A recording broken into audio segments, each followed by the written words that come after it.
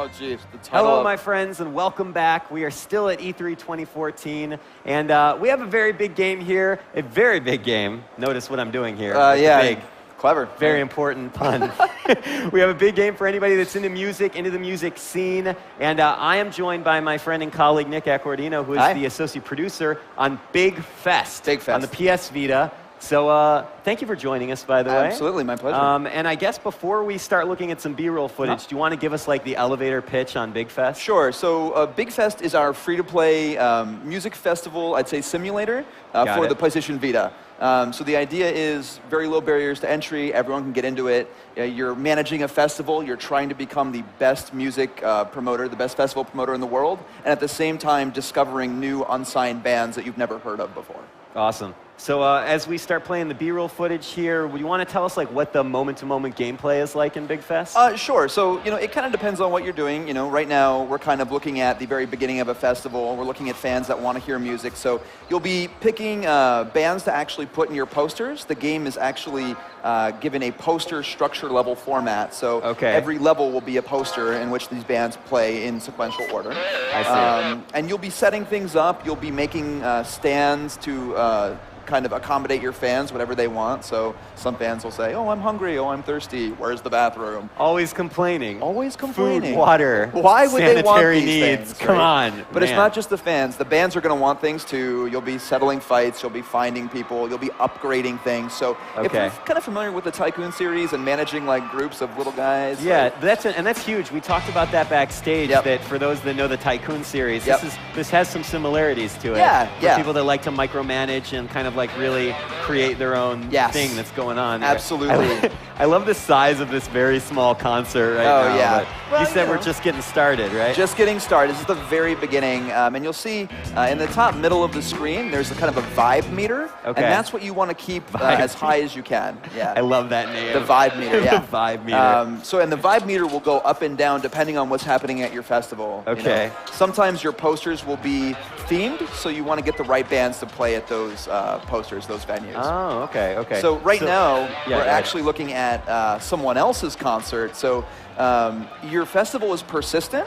So at any time, you can go into your friends' festivals as well and kind of mess with them or help them out. So this is Lola's concert. It's kind of modded out. She has a big crowd, but we're going to use a prank token right here and kind of scatter her fans. Why would you do that to Lola? Why wouldn't you do that? Look at all these people. People could be hurt. It's disaster, man. I'm sure they'll come back. If you were in that crowd, you would be freaking out right now. I think they are freaking out a little bit. But here's another good look at what a nice modded out festival looks like. We've got a Ferris wheel, some nice attractions. Everybody's having a good time. But honestly, you're going to be able to also help people too. So you could help people build things. Kind of in that little asynchronous multiplayer kind of way. Your festival is always going to be there to add things to, even when the posters aren't happening. Cool. Do you want to talk a little bit about the progression system at all? Like how people will be kind of moving, like upgrading over time? Yeah, so you'll start with very, very basic things, very basic food stands, etc. You actually have a level, so you'll be gaining levels as you play the game, as you clear posters. I'm already sold. And then, we can end the interview now. So as you go up levels, you'll be able to add more and more songs to your posters and actually take on harder challenges. The team's thinking about boss posters right now, which might have a few special things happening. But just all sorts of things can happen at your festival, and it's your job to really kind of take care of all of your fans, all the bands, and to really just discover the new music. And that's actually something I wanted to talk about. So again, all of these bands, all these bands are unsigned. So they come to us from a company called Jamendo. They're a big aggregator of unsigned bands from Europe. So we're going to have a huge selection of songs that you can actually bring into the game at any point. Like real songs by these real are bands. Real songs. You can look up these guys, and actually, when they're playing, you can kind of tap on their van to see who they are and what they've done. Awesome. But then, from the band's perspective, they're getting their unsigned music in front of a whole new audience on the PlayStation Vita. Yeah. Yeah, and like I said, free to play, so huge audience potentially downloading this and checking it out. It's a win-win for both sides, and we're just really excited to bring it to people. And you said that there's kind of a rotation element to the music as well. So yeah, a little bit. You're going to be exposed to it over time. Yeah, so we're going to have a huge portion of Gemendo's library available for our, for our players, but it will be switching out on a regular basis, so new stuff will be coming in.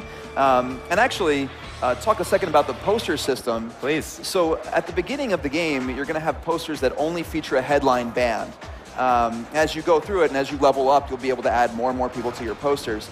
The headline band is actually going to be really important because whoever you put in your headline position will be earning fame, and they'll be earning more and more fame the better that vibe meter is at the end of the stages.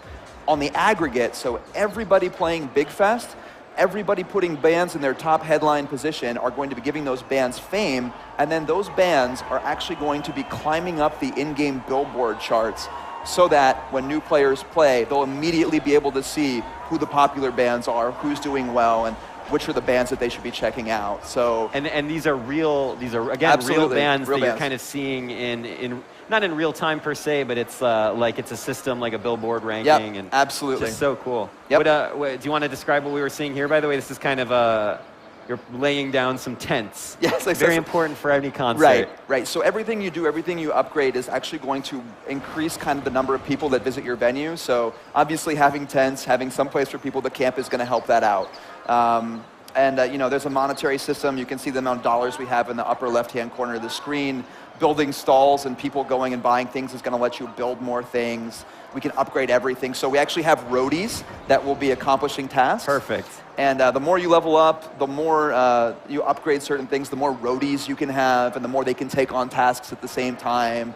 The more fame the bands get, so those popular bands, the more kind of diva-like they're going to get as well, so the more problems they'll have. So even if they're really popular and they bring in a huge crowd, you're going to have to manage what they're doing. So I think I just saw bog standard toilet built. Yes. So that's clearly a very high-quality establishment. Absolutely. Right there, the bog standard. And the fans will tell you what they think as well. So now I suddenly don't want to go to this particular concert. I'm going to go back to Lolo's concert instead. You can mod out your concert to be however you like. All right, beautiful. So you mentioned it was a free-to-play game. Free-to-play, yep. Do you want to talk a little bit about why the team wanted to approach the free-to-play design and how that affects the development? Sure. Well, I mean, with a game like this, with a game on the PlayStation Vita, we have a lot of I think bite-sized games, but we also have a device that has a ton of input options. We have lots of buttons, front and back touch, but we wanted something that was extremely accessible for a huge audience. So, I mean, have you ever met someone that doesn't like music? I can hand this to anyone, whether or not they've picked up a Vita before or not, and say, have a good time. You can almost purely use the touchscreen to navigate the game. So, cool. Honestly, it just made sense given the type of experience we're trying to give to people. Yeah, absolutely. And what kind of, often you see free-to-play games that are very, I guess, as you say, bite-sized, and they're compact experiences. I mean, have you seen in your own play sessions and others, what kind of experience they're getting? Is this the kind of game you pick up and play? Is it the kind of game you can, just crash on the couch and play for a long time? Oh, yeah, so you can, it's really kind of up to you. I kind of think of it as one of those games that, I can turn on for kind of 10, 15 minutes at a time. Okay. Check my festival, maybe do a poster. Poster doesn't take that long. It's just as long as those songs take. And then, turn it off, turn it on, see who's messed with my festival, turn it back off. Okay. But, there is a level progression. Those posters are kind of stages. So if you want to sit there for hours and binge on it, you can. If you don't want to, if you just want to go in and see how things are and check things out, that's fine as well. So if I want to upgrade my bog standard toilet, I can really just work at it. Make sure that they get the best toilet experience possible. However you want to run it. So do you want to talk just a little bit about what kind of music is actually available in the game? Does it cover a wide array of genres? I think there's 30 different genres that are going to be represented. Perfect. Everything from reggae to country. There's house music. Okay. Anything you can imagine is pretty much going to be in here.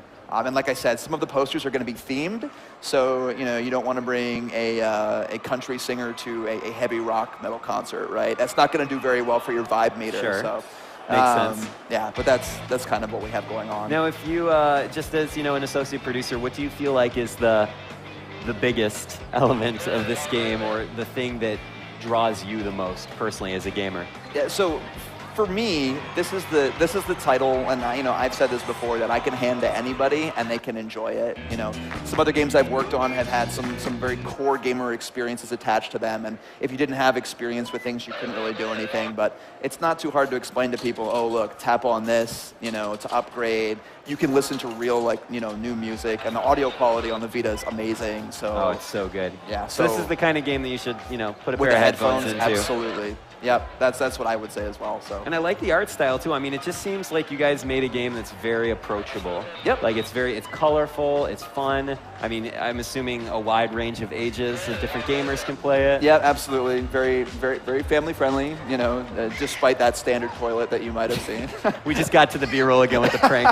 Everyone likes to see crowds scatter. So. Is there when you said that you can not only invade other people's festivals, and we saw this prank here, you said you can also help as well? You can. I mean, do you want to describe how that works? Well, I can't get into it too much because it's still changing. But you can go in and help build things as well. If you see something broken in someone's festival, if you see something on fire, you can put it out. You can just help out in whatever way you want, because some of the things are pretty expensive to mod and to upgrade. So having someone come in and kind of lend a hand is definitely cool. So awesome. Well, do you guys are talking about when BigFest is going to hit PS Vita? BigFest hits PS Vita this year.